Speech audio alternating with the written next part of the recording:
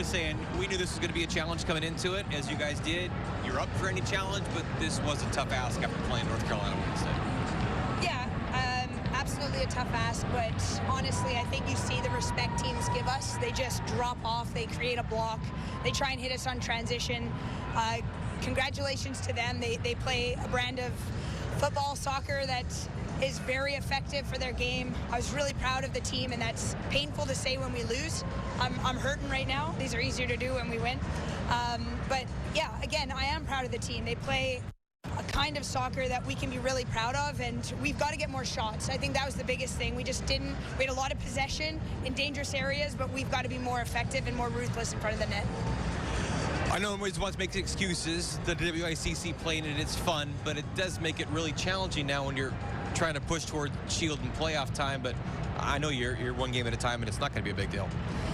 It can't be. We have an international window right now. We're giving the players a few days off. I think we've had a very successful start to the season. We've had a great run. We've had a little dip now. Teams have that. It's how you now react to it, and we've got to make sure we've got our heads up, because there is a lot to be proud of from that performance, and there's a lot we've got to go towards in terms of how effective we are or need to be in front of the net.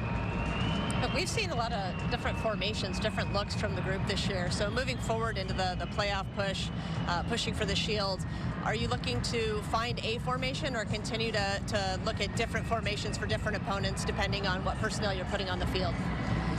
It's a bit of both. I think you saw 3 formations in this game because I'd rather lose 4-0 than not go for it. And I love that the team is with me on that, and we take risks, and you know, that is what was required. We're 2-0 down against a team that's now top of the table, and we've got to go for it. So we went with a 3-back, and I love that. I think we're good at it as well as we are with a 4-back. So depending on the opposition and depending on who's healthy, we'll factor into what formation we play. So you've mentioned that you're proud of the team, as you should be. It's been a tremendous year so far. So looking for competing for the Shield and moving forward, what are the next steps for this group with the international window? What are you looking to do, gain, push forward with the players to make that final push for the playoffs? Look, we're in a good spot. Getting caught up in the standings is really a waste of time because the teams are so good, they're so tight. For us, and the cliche, it is one game at a time, but it's also, we know we've got to be more dangerous in front of the net. We know that people are going to double team Sophia Smith. We know that gives us opportunities off the front. What kind of crossing quality are we getting? These are all things that we're going to have to deal with as people try and respect us and drop a really low that's hard to beat, and it's a testament to how great the team has been and continues to be, that other teams can only resort to sitting with a bus in front of their 18. Rare that you guys get shut out, of course. Rare that you lose 2 in a row. Yeah. We see the Cougar contingent up here. Can you speak to the game that Morgan Weaver had? I mean, she was all over the place, just didn't quite have that finish, but Morgan has been giving you everything she possibly can. Yeah, I mean, look, it's been a juggling act through August to make sure that we've got a healthy team and as fresh a team as possible to put out against every opposition. I thought the team from the back forward gave everything they had. They didn't quit until the final whistle, and that's hard to do when you're 2-0 down. And I never thought that we weren't going to come back. Even when we were 2-0 down, I thought if we get one, we're going to get the second. And honestly, I think that they felt that too. They were holding on.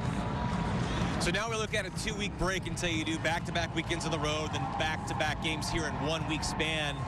How helpful is that as we do look ahead beyond one game, that you're going to have 2 weeks to recover these bodies before the real final push?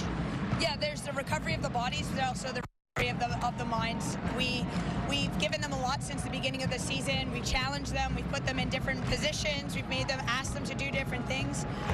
I think international windows give our international players a different lift, a different experience with another team, and then they come back in excited to be back. And our players that are here, an opportunity to rest their poor bodies, but also their minds. It's been a heck of an August, and I look forward to finishing this season strong because we have a heck of a team here. As do we as well, and it is more fun when everybody wins. Next time we're together, it's going to happen. I'm fine with that. Rhian, we'll let